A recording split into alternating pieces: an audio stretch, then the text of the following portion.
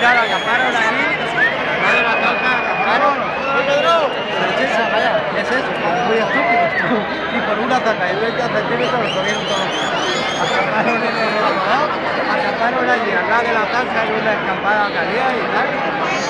Vamos a firmar a montar cualquiera de los años. Ustedes aquí. Sí. Se ha quedado muda, coño. Pero no se la fresca, chicos. Está publicada ahí. La pesca que se pone